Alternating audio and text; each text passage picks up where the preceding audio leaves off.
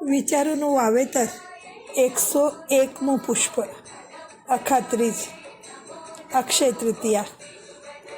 હું જ્યોતિબેન ભક્તિરામભાઈ રાઠોડ, જાલનાથી. અખાત્રીજ એટલે શુભ મુહૂર્ત, જેમાં તિથિ, વાર, નક્ષત્ર કાંઈ પણ નથી જોવાતું.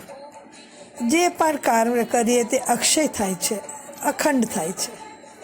કહેવાય છે આ દિવસે બ્રહ્માજીએ સૃષ્ટિની રચના કરી હતી. બ્રહ્માજીના પુત્ર અક્ષય કુમારનો જન્મદિવસ એટલે એનું નામ અક્ષય તૃતીયા પડ્યું. આ દિવસે મા અન્નપૂર્ણાનો પણ જન્મદિવસ છે. વનવાસમાં દ્રૌપદીજીને શ્રી કૃષ્ણ ભગવાનના આશીર્વાદથી અક્ષય પાત્ર આપ્યું હતું, જેમાં જ્યાં સુધી દ્રૌપદી જન્મે નહીં ત્યાં સુધી પાત્ર કાર્ય ખાલી ન થાય. માટે આપણે પણ કાંઈ કાર્યક્રમ કે ભોજનનો ભંડારો હોય ત્યારે શ્રી કૃષ્ણ ભગવાનને યાદ કરી અક્ષય પાત્રનો જાપ કરવો. ભગીરથ મુનિની તપસ્યાથી મા ગંગાજીનું અવતરણ આ જ દિવસે થયું છે. બદ્રીનાથ ધામના દરવાજા પણ અખાત્રીજના જ ખુલે છે. વિષ્ણુ ભગવાનના અવતાર પરશુરામજીનો જન્મદિવસ, બીજા અવતાર હયગ્રીવનો પણ જન્મદિવસ છે, જેને મધુકૈટભને રાક્ષસે ચોરેલા વેદ ગ્રંથ પાછા લાવ્યા હતા. વૃંદાવનમાં તો આ દિવસે અનેરો ઉત્સવ હોય છે. બાકે બિહારીને ચંદનનો લેપ કરાય છે અને એમના ચરણ કમલોના દર્શન થાય છે. મહર્ષિ વેદવ્યાસે મુખેથી કહેલી ભાગવત કથા ગણેશજીએ લખવાની શરૂઆત આ જ દિવસે કરી હતી. અખાત્રીજના ગંગાજલ નાખીને સ્નાન કરી ગણેશજી, મા લક્ષ્મી, કુબેરજી તથા વિષ્ણુજીની પૂજા કરવી. પિતૃઓને કાળા તલ નાખી તર્પણ કરવું. આ દિવસે આદિ શંકરાચાર્યે કનકધારા સ્તોત્રની રચના કરી હતી. માટે શ્રી સૂક્તમ, લક્ષ્મી સૂક્તમ તથા કનકધારા સ્તોત્રનો પાઠ કરો.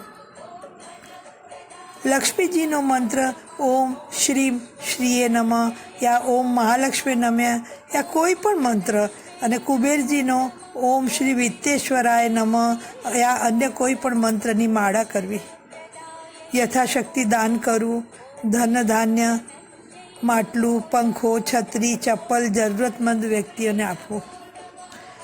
આ દિવસે સોનું ખરીદવાનો રિવાજ છે, પણ એના બદલે જવ લાવી પૂજા કરી લાલ કપડામાં લપેટી તિજોરી, લોકર યા ગલ્લામાં રાખવું. રાશિ અનુસાર મેષ રાશિએ લાલ મસૂર દાળ, વૃષભ રાશિએ ચોખા, મિથુન રાશિએ લીલા મગ, કર્ક રાશિ દૂધ અને ચોખા, સિંહ રાશિએ પીળા ફળ, કન્યા રાશિએ પીળી મગની દાળ, તુલા રાશિ ચોખા અને સાકર, વૃશ્ચિક રાશિએ ગોળ, ધનુ રાશિ કેળા અને ચોખા, મકર રાશિ કાળી અડદ દાળ, કુંભ રાશિ કાળા તલ, મીન રાશિ ચણા દાળ ખરીદી પૂજા કરી એમાંથી થોડું દાન કરી બાકી ઘરમાં રાખવું. આનાથી ઘરમાં બરકત રહે છે. બીજું, એક અક્ષયધન પોટલી પણ બનાવી શકાય. લાલ યા સોનેરી કપડાની પોટલી બનાવી એમાં અષ્ટલક્ષ્મીના સાહિત્ય, શ્રીમ બીજ મંત્ર જપ કરતાં આદિલક્ષ્મીનું સિંદૂર યા કંકુ, ધનલક્ષ્મીનો ચાંદીનો સિક્કો યા કોઈ પણ કોઈન, ધાન્યલક્ષ્મીના આખા ધાણા, અક્ષય લક્ષ્મીના અક્ષત એટલે આખા ચોખા, સંતાન લક્ષ્મીના હળદરની ગાંઠ, વીરલક્ષ્મીની સોપારી, વિદ્યાલક્ષ્મીની એલચી, વિજયલક્ષ્મીના કમલગટ્ટા એટલે પબડીના બીજ નાખી પોટલી હાથમાં લઈ શ્રી સૂક્તમનું પાઠ કરવું અને ઓમ શ્રી મહાલક્ષ્મી નમઃ 108 વાર બોલવું. અષ્ટલક્ષ્મીથી વિનંતી કરે, માં અમારે ત્યાં સ્થિરો ભવ, સ્થિરો ભવ, સ્થિરો ભવ, અને આ પોટલી આપણા ધનસ્થાનમાં રાખી શકાય. અંતમાં ઓમ રીમ શ્રીમ ક્રીમ શ્રીમ કુબેરાય અષ્ટલક્ષ્મી મમ ગ્રહે ધનમ પૂરય પુરઃ નમઃ નો જપ કરવો.